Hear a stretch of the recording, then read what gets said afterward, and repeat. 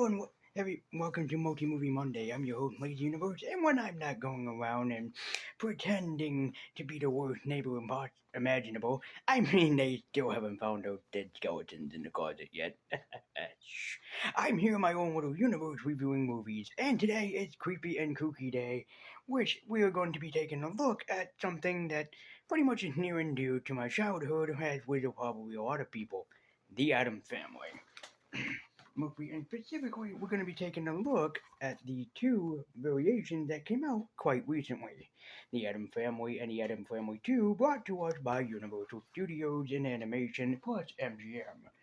Now, you might be thinking, why do you say near and dear to your childhood? Well, it's because I've officially have grown up with the Addams Family growing up, the actual 50s TV show, a lot more than some other people probably did with like the Hanna-Barbera cartoon and also the 90s and I think early 2000s movie is when Addams Family Values came out. So this kind of had me excited, but I was a little bit afraid, especially because a lot of people were saying that the two films were not everything that they expected, particularly everybody was, especially for some people that know Erod, the Blockbuster Buster, who doesn't do it anymore. But Erod had talked about this film in particular because he was a fan of the original Addams Family. To get on the way before we get into the actual review, the Addams Family was created by a man named Charles Addams. And it was a comic strip that lasted for a pretty long time. I think that Charles Addams, if I'm not mistaken, he based it on his actual family, I believe. And they're a family of strange and abnormal people that live in a pretty decent town, and basically they know everybody. But everybody basically hates them. Another series that kind of took the turn of this was the with the Monsters with Herman Munster with Fred Gwynn that had been remade by Rob Zombie. I am a fan of the Monsters a little bit, but I have not seen that yet, but maybe someday. But in this case, it's time to start Creepy and Kooky Day by taking a look at these versions of the Addams Family. And, well, not only am I going to review these films, I am going to have to talk about the amazing voice cast that they have chosen in both films. So, with that out of the way, let's start things off with The Addams Family from, I think, 2019. The movie creatively opens up as it is with Morticia Addams waking up to her wedding day to be married to Gomez Addams, and the way that she gets dressed is pretty iconic. Now, before I get on with the rest of the review, here's just my one major gripe with this film as a total, and that is the fact that they open up with Morticia and Gomez being married, which I have nothing against. It's just I kind of wish that they would play more on how Gomez met Morticia instead of just going straight into them being married. Yeah, I know the cartoon series, the movies, and even the live action film already had Morticia and Gomez married. I don't think they ever really established if how they met, unless I'm wrong. But I haven't seen the series in quite some time. But it really would have been better if they would have set up how they met each other and how that romance that we all know and love had been sparked. Uh, it's just a minor gripe of me, but you'll be happy to know of who is the voice talent behind this pretty soon. But we'll get to that eventually. And I gotta say, still, really good choices for the voice cast. I gotta say also, it's pretty funny to see Morticia use her mom's and dad's ashes on herself to get herself ready for the day. It's something that's a little bit of funny humor. And then she starts to get ready for her wedding, and, well, everybody seems to be turned off by Morticia Addams getting ready for her wedding day because she looks so abnormal.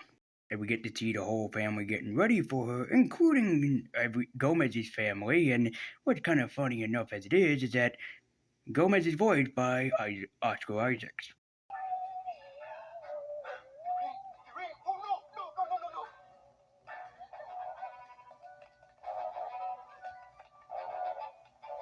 Oscar Isaac was a brilliant choice to voice Gomez Addams because he sounds so much like the original actor, and I'm pretty sure that he would be blessed, including Tim Curry himself. The wedding proceeds as per normal until a group of angry mobs come in to try and kill both Gomez and Morticia. Not because they got married, but because they're so abnormal. Ah, I stand corrected them. They probably want what Gomez and Morticia have. Not the relationship or whatnot, but they have a big hairy beast that lives in their basement that everybody wants for security measurements. I mean, hey, once you see the giant monster that lives in the basement, sometimes you never go back. This is something I'm kind of mixed about with the film, that the fact that they open up with the Addams family being chased away because they're so different, abnormal, and, well, strange. Gomez and Morticia end up running away on the back of Uncle Factor, and, well, they run away to a place where they can be themselves. A place that they can call home, far away from these evil humans. They end up going to New Jersey. Okay, I have to admit, even though I have friends in New Jersey, I have to admit, that's pretty funny. But the brilliant slash awkward pick for the voice of Morticia is Charlize Theron. I want a home again. I want our children to grow up in peace. I want to become cemetery plots. Morticia. Both Oscar Isaac and Charlize Theron were beautiful choices to voice both Gomez and Morticia, so I gotta say, I'm honestly all for it because I just love it so much.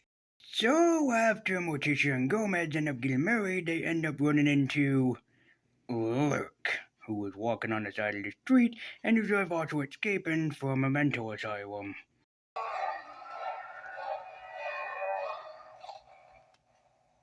Thank you, old boy. Lead the way. Ah, so that's what happened to Cedric from Home Alone 2. I thought everybody would have forgotten about him, but respect. Although I don't know how he became a zombie, but then again, I don't even know much things. Oh, he wasn't upset because he became the Addams family servant or butler. He's upset because he didn't give him any gum. After moving into the place that they have finally considered to call home, and which is a dark and spooky atmosphere which I actually do love, we are introduced to the new Addams family. But before that, we get to see that thing has a foot fetish. The foot fetish is just really all a gag that thing is doing. His truth catching and calling it being the greatest what the hell Yu-Gi-Oh duelist in the world. You're introduced to the kids of the Addams family, and of course it's both Wednesday and Pugsley. Pugsley is voiced by by someone I do not know or recognize. Anyways, Pugsley is voiced by Finn Wolfhard, and Wednesday is voiced by Corey Grace Motez. Real mature Pugsley. Oh, please. You never threw an axe when you were my age? Of course I did. I never missed. People may hate Finn Wolfhard as Pugsley. I actually love him, but dear God, Corey Grace Motez was brilliant as Wednesday. As we soon see, very similar to Edward Scissorhands, the Addams live outside of town, in a place where they are unknown, but to a village that is all the same and normal. By the way, I love Wednesday Addams' little hair nooses. It's the little nods and things that make you appreciate what you truly have. Anyways, the film technically has two halves. The first half is Gomez treating Pugsley and learning his Morticia, so he can impress the family when they come for the family reunion, and Pugsley can be determined a boy. I'm sorry, I meant man, not boy. It's much like a bar mitzvah in Jewish tradition, or in a sense, a quinceañera in Spanish and the Spanish tradition. So I do kind of like that the Addams family kind of like had their own difference between everybody else, while maybe they might have a little sense of like either Spanish because Gomez is technically Spanish because that's what he speaks. That is a great way to do it and to have it reversed instead of Wednesday going through her technically quinceañera. It is Pugsley. So again, it is a unique touch that kind of makes the movie in of itself. However, there is the other side of the story that I actually prefer a lot more than seeing Pugsley become, well, a man. Now, I know what probably some of my audience members will be asking by this point. Who the hell voices Uncle Factor? Well, Uncle Factor is voiced by Nick Kroll. I apologize, darling. You see, I asked Fester to come early to help Pugsley with his mazurka practice. While I I would have preferred the voice of Christopher Lloyd coming out of this Uncle Fester. I gotta say, Nick Kroll does do a pretty honestly very great job. Things technically take a turn for the worse when they end up meeting Marge in this movie. Marge is voiced by Allison Janney, who was a pretty brilliant pick to voice a normal character. Believe you me, I wish the movie wasn't about Marge. She's not really that interesting of a villain. She's just obsessed with everybody doing everything normal and not being unique or uncanny in their own sense. But the part that I wish was the main focus of the movie was the relationship between Parker and Wednesday, someone that is absolutely normal while the other person is abnormal. You soon begin to love these two and understand why they are the way that they are. Wednesday wants to have the things that Parker has, while Parker wants to have the things that Wednesday has. And of course, as you'd imagine, Wednesday does go to school to try and become normal. But of course, nothing is normal with Wednesday Addams, as she decides to resurrect every frog in the section class just to have revenge against one of the bitch students that made fun of her earlier.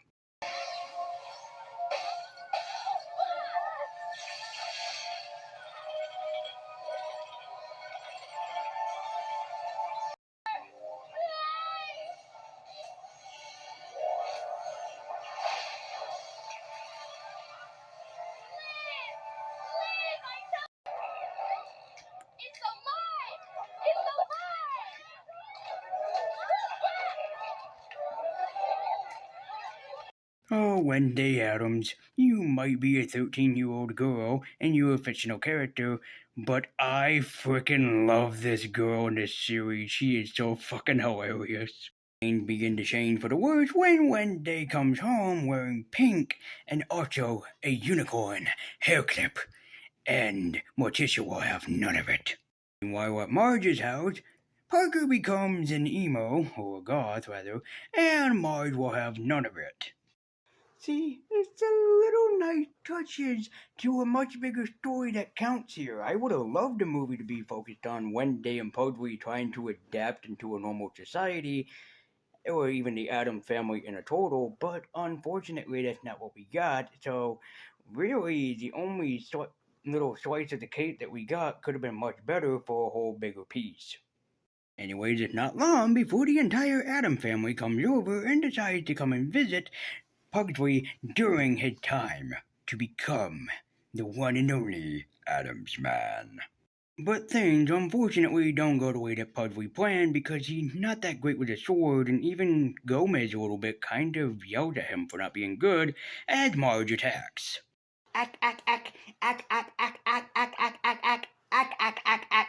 This ending just makes no sense, but the more important of it is that Marge decides to attack the Addams because they're weird and everybody finds out that Marge is just as weird as the Addams family. But it turns out that the entire town is A-okay with people being weird and abnormal. It's the little things that make us all human.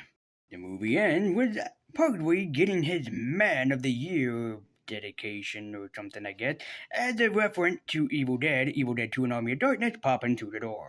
Addams get their family picture taken by the one and only Cousin It, voiced by Snoop Dogg of all people, as they get the reference to the Addams family.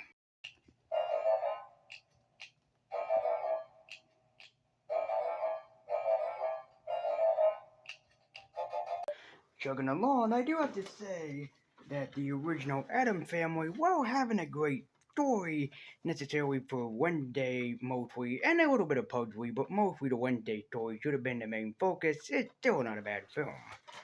Alright, we're gonna move on to the Addams Family 2, and how did it hold up to the original, better or worse? Well, let's find out. The Addams Family 2 begins with Wednesday Addams going and showing off her scientific knowledge. And where is she showing off this scientific knowledge? Why, of course, at her school science fair. Because you have to remember this is a children's cartoon comedy as her family comes in. Wednesday's upset because she thought that there would be a declared winner while they declared everybody the winner, and Wednesday is of course irrationally upset about what happened. Until she talked to the main villain of the movie, voiced by the one and only, the magnificent Bill Hader, who recognizes with her and also feels for her unsatisfaction.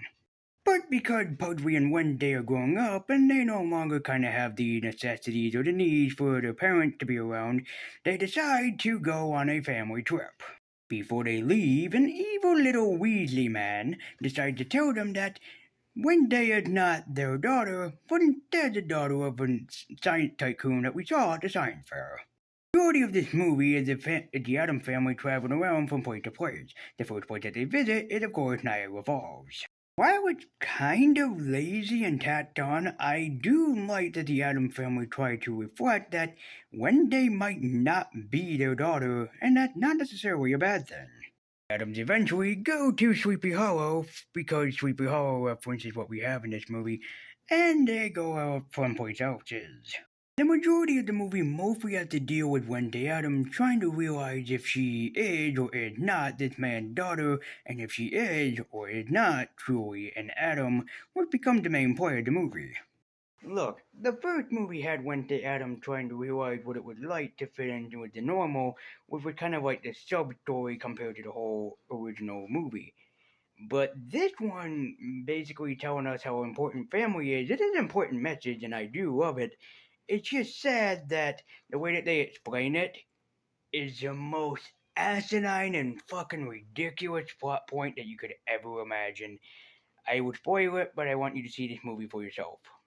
You'd be asking yourselves, what was the reason that this millionaire scientist kidnapped Wednesday Addams? What was his whole point? What was the reason? So she could improve his experiment on working with animals and transforming them from animals into humans because that was his whole plot point in this movie. Oh, seriously, really, this guy has a pig daughter and a bird for a wife, and he wants Wednesday to try to fix them. Original idea? How this scientist is a reference to the island of Dr. Caligari, I gotta say, he's not exactly the best thing that ever happened to this movie, unfortunately. For some very asinine weird reason, the scientist transforms into a giant chicken demon, and he has a kaiju-sized fight with Octopus Uncle Fester. I wish I was making this up, but this is the Addams family, so what do I know? So anyways, the day is saved, and the Addams family goes back to their home where Grandma Addams, voiced by Bette Midler, is throwing a huge celebration. We get to have the man, myth, and rap god himself, Snoop Dogg, lay down some sick beats as Cousin Ed. Okay, I'm not really a huge rap person, but here's some Snoop Doggy Dogg.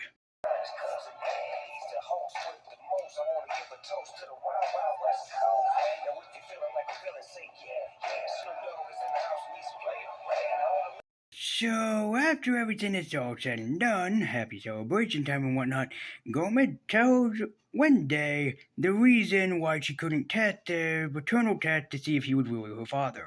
Napalm experiment a few years back and lost my beautiful, beautiful hair.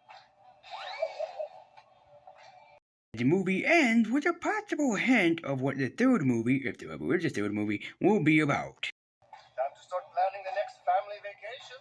Maybe a trip around the world? What do you say? I say, no thank you, and fuck you.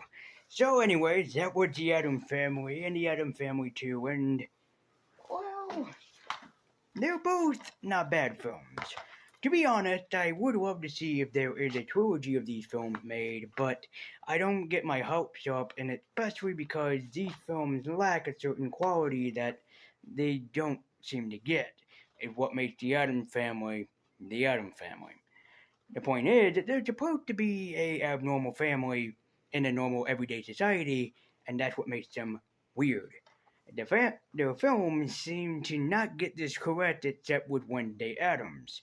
Hopefully in the third film, Wednesday Addams does not become the main focus, and it becomes the Addams family trying to be normal while doing their everyday quirky things. If the third film is about that, that'd be great. But the first film is pretty damn decent, I will say, especially for an Addams Family movie. It is really, really decent. Unfortunately, like I said, it just suffered from the story not being that good. The animation, I will give it this, it's beautiful. It's one of the funniest films too, because the comedy is pretty well done, and the voice cast again was magnificent. I love the voice cast in this, especially Oscar Isaac as Gomez Adams and Charlie Theron as Morticia Adams, and more specifically, Grace Mortez as Wednesday. She just nails Wednesday Adams, in my opinion, and I'd love to see more from her if this third movie from this ever gets made. So the first, it gets a pass, but I wish it was about Wednesday and Pugsley and the whole family fitting into, well, Marge's everyday normal. The second movie is pretty decent. It kind of is like Hotel Transylvania 2, except without Denisovich. That it is about them going on a trip and whatnot. And while it is funny, it just doesn't get what the Adam family is necessarily about, like the first film should have done. Have them go on a road trip, but have them see and realize why they still don't fit in even everyday America. The plot line with Wednesday Adam trying to find her real father and see if she fits in was kind of stupid and nonsensical. I still enjoyed the movie for what it's worth, but if it didn't have that stupid same storyline from the first, technically kind of focusing on Wednesday and Adam and Pugsley, which is okay, but it shouldn't be just the main focus. So hopefully, if they do get approved for a third film, they will learn from the mistakes and probably make something that's decent. Oh no, though, I would recommend both of these films to any Adam Family fans and see if they like it because, your opinions matter more than mine. So, anyways, from the great gods of the universe, what is next on my review palette? What do you have for me? Bring it on. Thank you. Oh, the League of Super Pets and the bad guys. Alright, well, I guess next time will be Animated Animal Day. I've heard some good things about these films. I'm going to see if it's actually true for myself. So thank you guys so much for watching. Be sure to like, comment, and subscribe. Follow me on Twitter with the link in the description down below. And just remember, 20 more Mondays, 20 more movies. And if you've seen the Addams Family, the animated film that I talked about, let me know what you thought about them in a comment down below. Thank you guys again for watching, and I'll see you next time.